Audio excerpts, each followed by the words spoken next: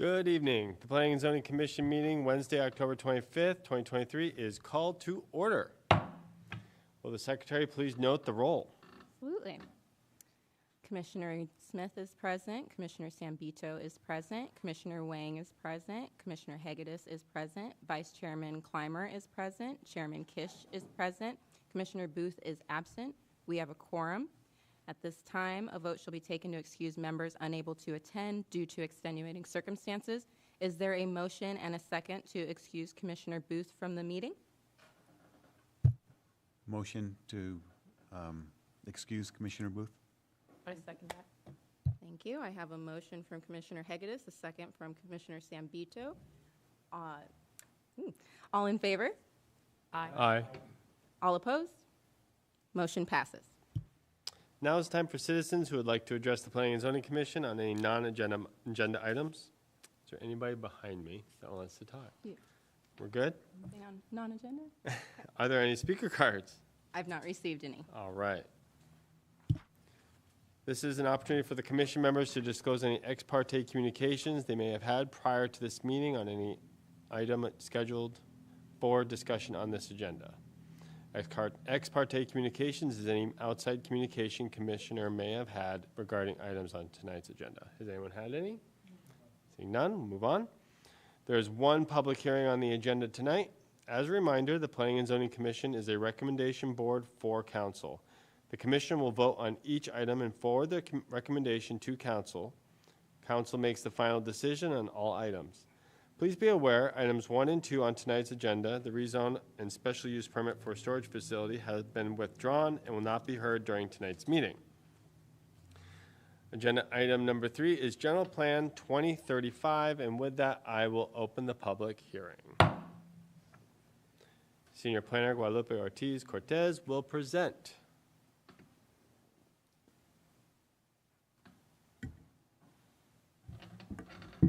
Test. Good evening, Chairman, Commission members. Is this working? Okay, thank you. As Steve mentioned last week, staff, the consultant, and the General Plan Committee have been working diligently on the General Plan update over the last year and a half. Last week, we held the first public hearing to receive public comment for the General Plan 2035 draft. The meeting here tonight is a second public hearing for the General Plan update as required by state statute. We are asking the Commission receives any public comment, and concluding public comment, we are asking the Commission forwards a recommendation of approval to the City Council. But before that, I will turn it over to Matt Clayseco, who has a presentation for you tonight. Thank you.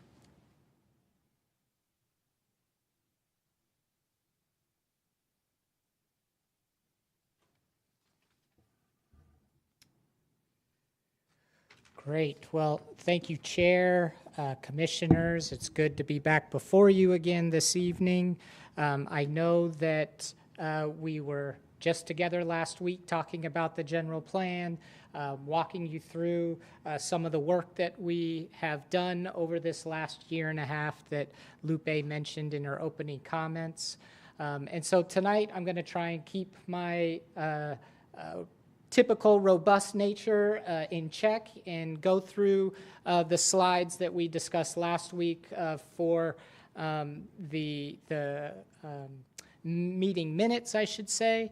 But we'll open it up to any questions or comments at the end and let that kind of drive the conversation if need be, with respect to everyone's time and understanding this particular meeting is a little out of cycle, so we want to be sensitive to everybody's evening. So just as last week, the presentation covers 3 areas: project, process, and progress. Then we'll talk about the general plan itself, and as I said, close with comments or responses. Here is our timeline again. So as Lupe mentioned, we started way back in January 2022, and here we are today at this amazing milestone in this process. We've had a lot of hours of contribution to this effort, particularly our General Plan Advisory Committee. which we discussed. One of your new members of the commission was a participant in that committee, and a fantastic group of volunteers. And the City of Goodyear does an excellent job supporting your volunteers, recognizing their efforts, and I was just very impressed, having done general plans across the state for many years now, how involved the city and your volunteers are in terms of collaborating and respecting each other's opinions and working towards just a solid, positive outcome for the city overall. And so I wanted to take a little moment to put that plug in there that the city is in good hands with your residents and its future in our humble opinion. But for this timeline, as you can see, the takeaway is after this evening with a recommendation, we'll take that on to council. And then from council's recommendation, the hope is that we will then be ready to place the general plan on the May 2024 ballot for voter ratification. Through all of this, given that we ultimately go to the public for final approval, we had a comprehensive outreach program. It all started with adopting a public involvement plan at the beginning of this process. And so we just worked that plan, and we held our community workshops, but then complemented those with target workshops and certainly our online presence. The takeaway of our public involvement plan really was go to them. Try to find opportunities to go out to where residents are rather than expecting them to come to meetings like these where everyone often has their busy life and that shouldn't limit them from being able to participate in the process. So that's a very abbreviated notion of the overall effort that went into developing the plan. And this is the vision statement that was crafted with the assistance of the advisory committee and sets the foundation for the plan itself.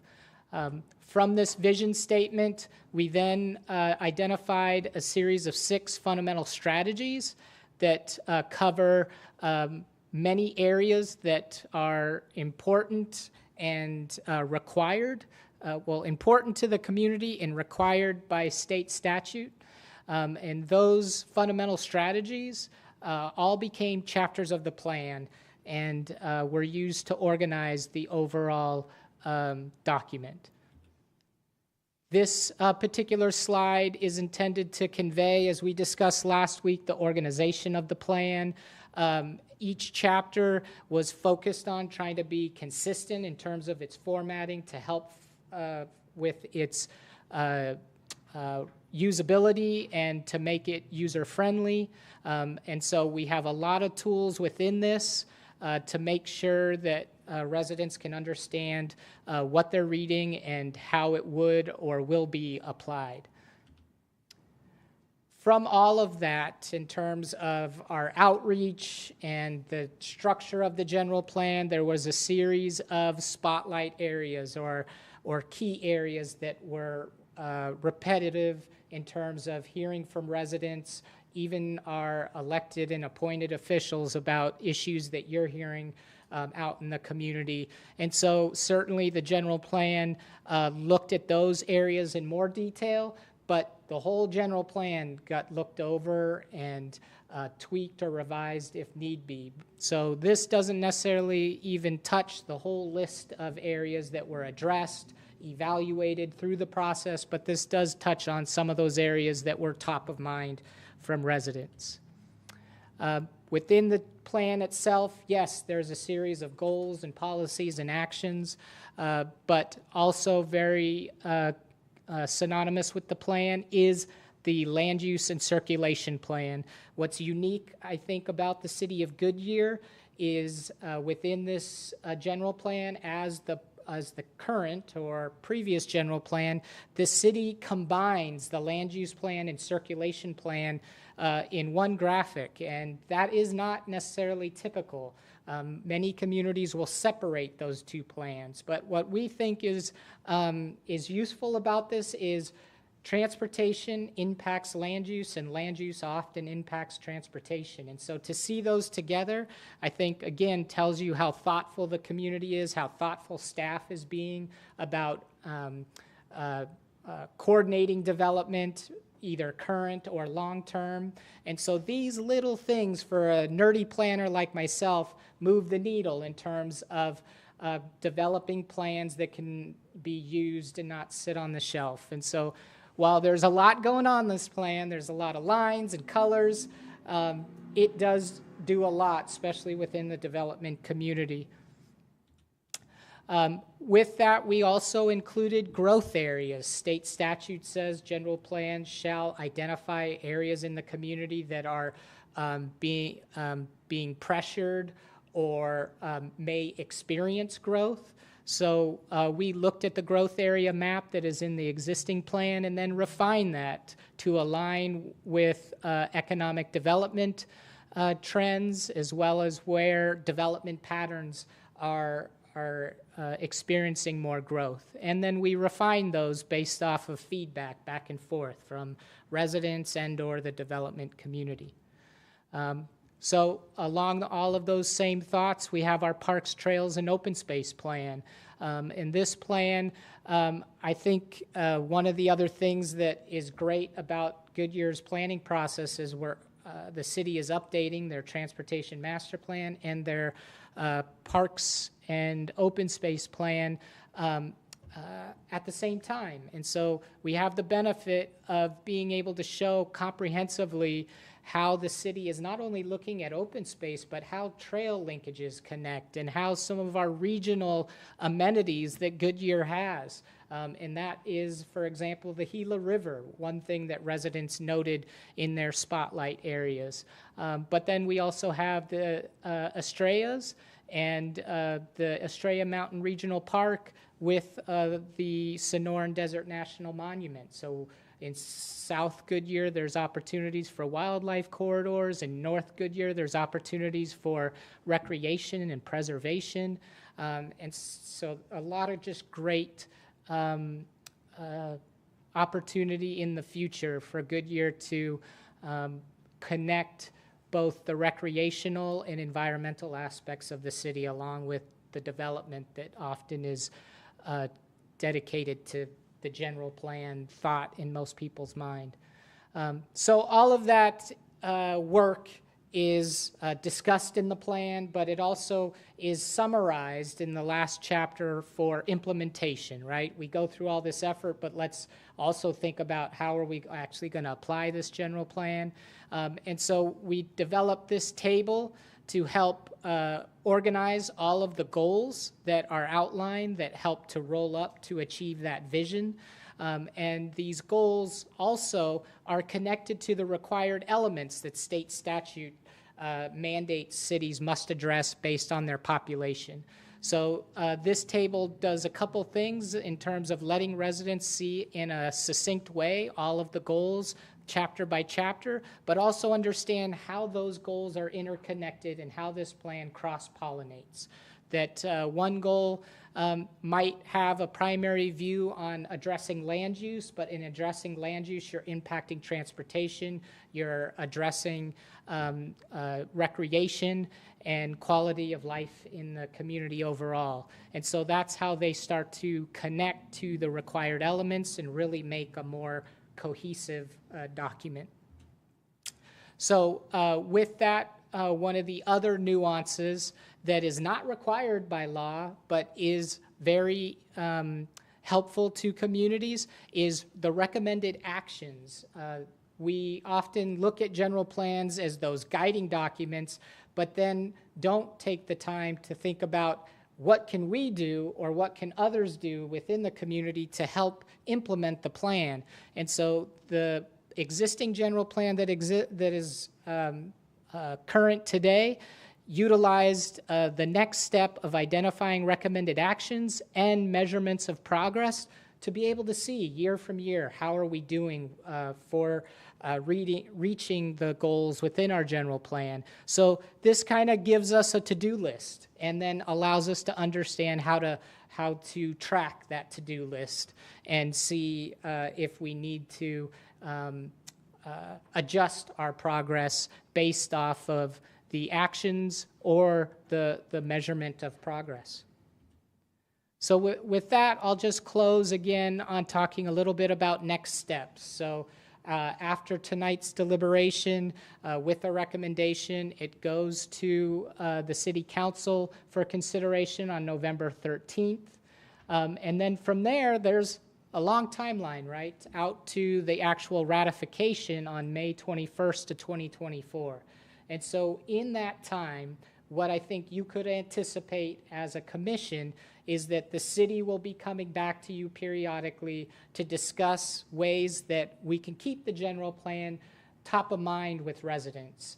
We can't advocate for the plan and how they vote for the plan, but we can let them know where the plan is, what it includes, what went into developing the plan, and answer any other questions that a resident may have. So that when they go to vote, that they feel confident in supporting this plan. And so as you can imagine, if you kind of let the discussion go quiet during that time, memories fade and different ideas start to come about. And so it is something that I think you can definitely anticipate from the city about identifying different ways and milestones that we can utilize to remind residents of the good work that has been done here and obviously support the plan in May. So with that, Chair, I'll turn it back over to you for any questions or comments. Thank you. Are there any questions for? I just have a comment that I think it's great, all the work that's been done. I'm kind of an outdoors guy, and to know about the Gila River, I used to live in New Mexico, and the Gila River starts over there and then comes over here, and it used to be a free-flowing river, and some of it, if you go down to Tres Rios, you can still see it moving, still see it flowing there. Sometimes it goes underground, but it's a great thing to have a recreation down there and more people to be able to see and understand Arizona's wildlife and wild areas. That used to be and still can be, so I think it's great. There is actually beaver dams Yes. down there that many don't even know about. Yeah. I had a couple questions, and it stems from the last meeting we had, where the Sadea community mentioned a few times. Now, I get it. They were upset at a particular item. But is there a mechanism within the general plan that is able to dig into granular data and figure out hot topics that people have discussed and then realize them prior, or at least give light to them, or even help us make policy or help us understand better what's coming up? For example, when you were doing your 31 different opportunities, you gave people plenty of time to speak.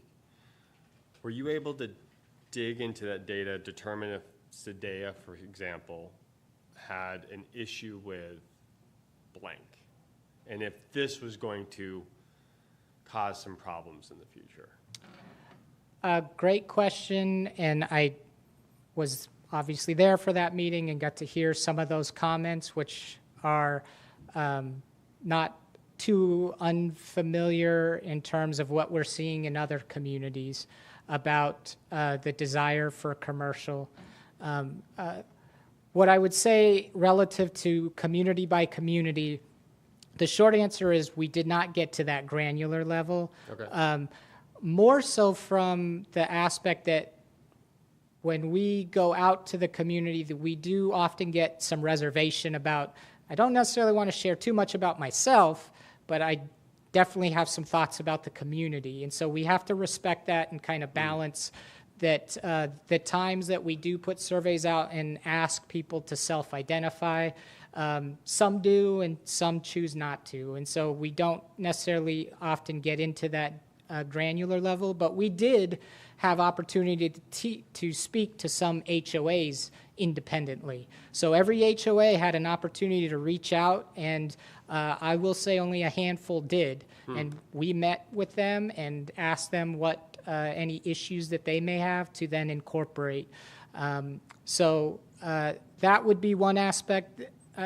Staff might have some other thoughts on this, but some things that come to mind in terms of action items or things that the city has in their toolbox is the city does a great job of surveying residents to understand how the city is doing overall. And so there might be opportunities within that framework to maybe in future surveys see if there is a way, I'm sure they can do that already today, break down by area to see if there's trends in different areas of issues.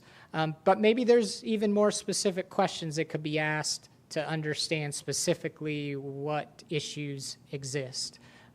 But I would say the action portion of the general plan definitely touches on continuing to survey the community and advocates for those. But unfortunately, from a data standpoint, I don't know that we would been able to anticipate those comments Okay. either.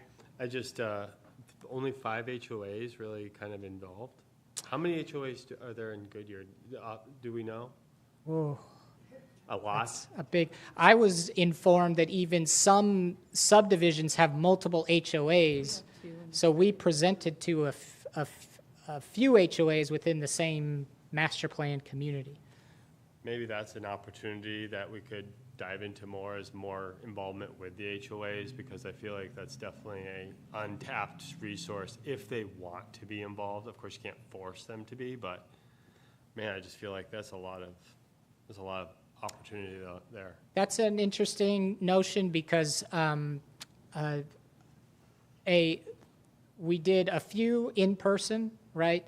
But also, to our surprise, a few were virtual by preference, even not because of the pandemic or anything, that Right. they still meet virtually. And so they just asked us to present to their board instead of the HOA community meeting itself, because often those sometimes happen, quarterly or not as regular as the board getting together. And so I think that could be more reason why that might be something to continue to explore, because those virtual meetings made it very easy for us to jump on and engage and then take feedback. That's fair.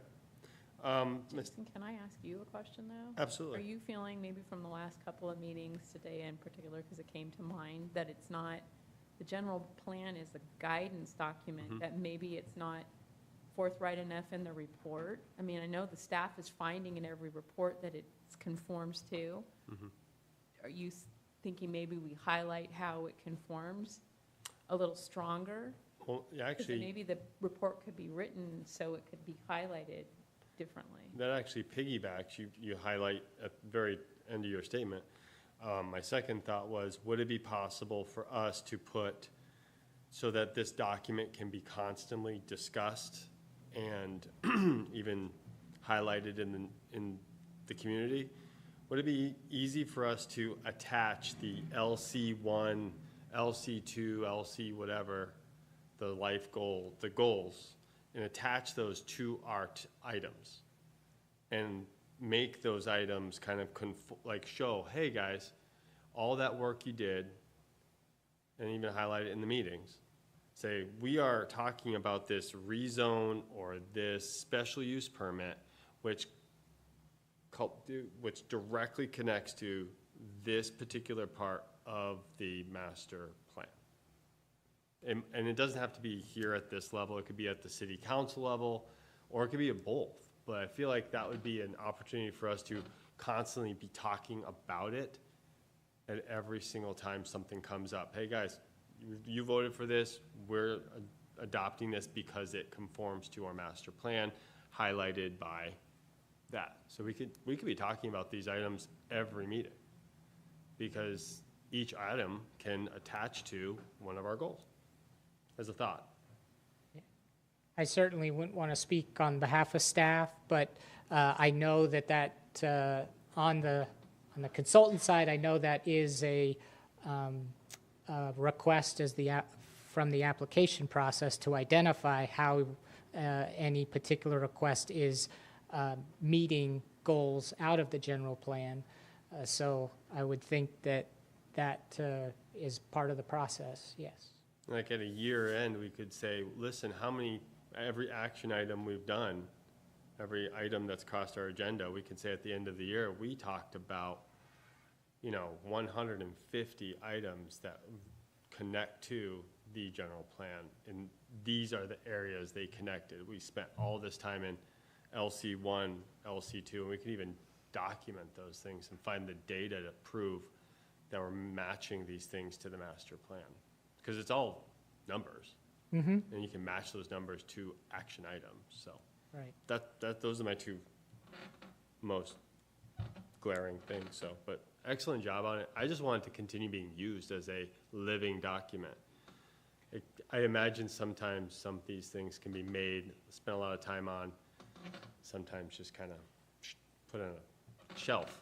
In some communities, it does tend to sit a little more so than others, but I think one of the final steps for Goodyear that will be even more helpful to that notion is at the culmination, once we get approval and recognize from council this is a supported document, we'll generate a virtual plan that can be navigated online. So kind of if you've ever experienced a flip book, it's similar to an online flip book, but a little more robust to allow residents to even more easily navigate, click through things, hyperlink, and so hopefully that will continue to make it more useful. All right. Any other topic, conversation, questions? I have one for Jeremiah, actually, because you were on the general plans committee. Thank you for that, by the way. What did you find most difficult when you guys were putting together this? I would say the enormity of the plan and the time that we actually had to spend on it. So we had 10, 12 meetings, whatever the number were, and they were anywhere from 2 to 3 hours. So you had 20 to 30 hours kind of in totality. And I don't know how much you've been able to go through it, but it is a very comprehensive plan. And there was a lot of reading of previous plans in other cities with as serving as models. And I think that was the most difficult thing, right? Is that the more prepared you were for every session, for every meeting, the less time there was to do some of the work and do some of the presentations, right? So, yeah, the process to Matt and the rest of the team, the process was really easy from a volunteer standpoint. They did such an amazing job of setting up those meetings, preparing us with materials, walking us through those conversations. It was really informative. It was really educational. It was really enjoyable. But I think just the scope of the plan itself in Goodyear winning where it is right now, there's so much growth, there's so much change, trying to look ahead 10 years of what could be and how to kind of responsibly plan for that. It's a lot of work to do in a very small amount of time. Thank you. Any other comments, questions? Okay. Are there any speaker cards? I've not received any. Would anybody in the audience like to just talk on this topic? Yeah, I would like, I have a question. Great job on the plan, by the way. Oh, do I? Yeah, absolutely. No worries. No worries. There was a question for this young man here, so.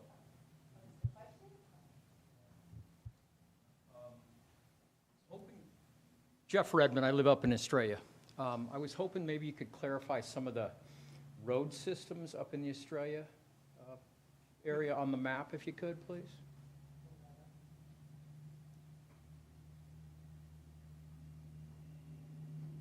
Yeah, I was looking at, that's why I was looking down at my phone, 'cause I couldn't, my eyes aren't good back there. But if I'm seeing this right, the red that comes around the left part of the map here, that is the extension of the 303, is that correct?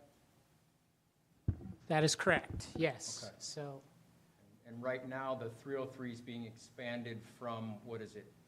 The 10 right now up through the 85. I know that's on the books right now. So the red line that you have continuing over would be later? so the red line that you see, really, if we were to capture south of the Gila, in the Estrella areas, ADOT hasn't solidified that alignment, Okay. secured right-of-way for that, or funding. So it's recognizing that that facility could ultimately connect to I-11, but it's certainly within the planning horizon, the 10-year planning horizon of this. There was no additional information to suggest that this conceptual alignment should be reconfigured until such time that the transportation master plan or further transportation analysis suggested some alternatives. Being that the 303 is being expanded to the left of the diagram here towards Buckeye, right now, that's happening. It's pretty likely that the 303 is going to be on this side of Estrella, not on this side, based on what they're already doing and constructing. And when you say this side, you mean the east or I'm looking west? at the diagram, east to west. On the west side. Correct. They're ending the 303 right now under construction. Correct. To the left, to the west towards Buckeye. Right. Which would lead me to believe that that route on the west is more likely than a route by the mountains themselves. Most certainly, yes. And you mentioned I-11, where's that at? Yeah, so I-11 has been studied regionally, and so that is the dark or wider dashed line that you see here. And so that alignment that you see there is actually refined from what was identified in the current general plan because it actually has been studied, and a corridor for where this facility might be located has been identified as a preferred alignment. And so we incorporated this, but that facility also does have very many more phases to go through in terms of securing the funding for it, then even looking at right-of-way and construction. So those facilities, again, we're trying to look out as far as we can, but those particular facilities are most likely beyond even the planning. The timeline of this is updated every 10 years. The planning horizon tries to look out every 20 years, but those particular facilities most likely wouldn't even be developed in that time frame. I was just trying to put my head around the freeway system. So Yeah. this is the I-11, which I believe one of the proposed routes was Rainbow Road, which is where the 303 is. So it looks like that they've moved the I-11 down. Correct. South of Estrella. But the 303 is definitely going to go through the middle of that part of Estrella. If this plan is approved. If this plan is approved, this alignment shows how Goodyear has considered the alignment.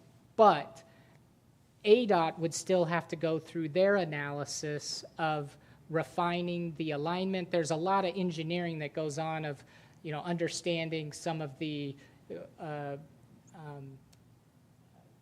topography and geography of the area and the development patterns. So this alignment, while it captures to the best of Goodyear's ability at this point in time of a preferred alignment, still would be evaluated. ADOT goes through certain phases for their planning process, so you would most likely see continued refinement. So this would not be I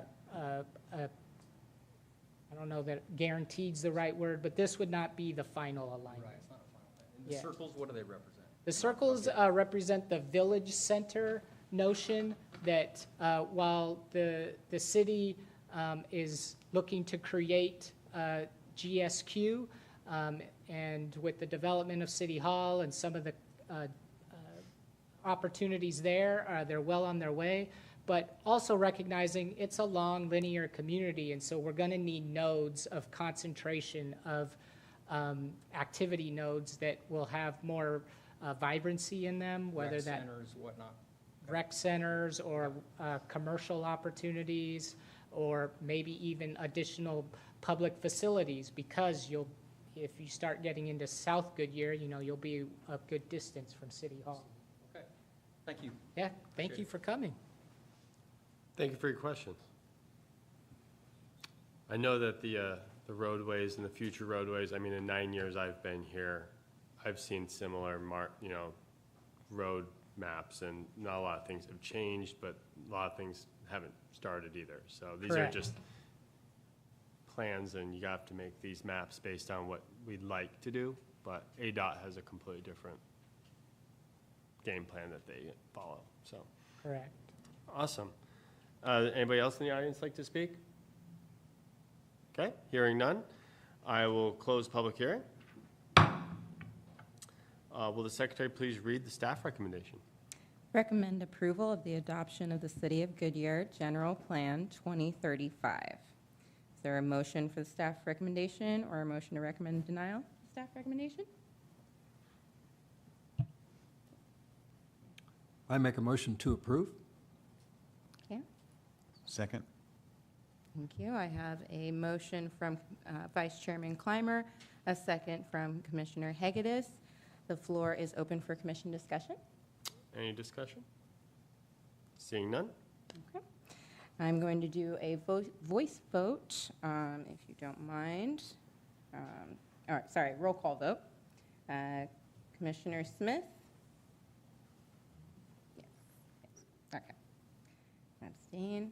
Commissioner Wang?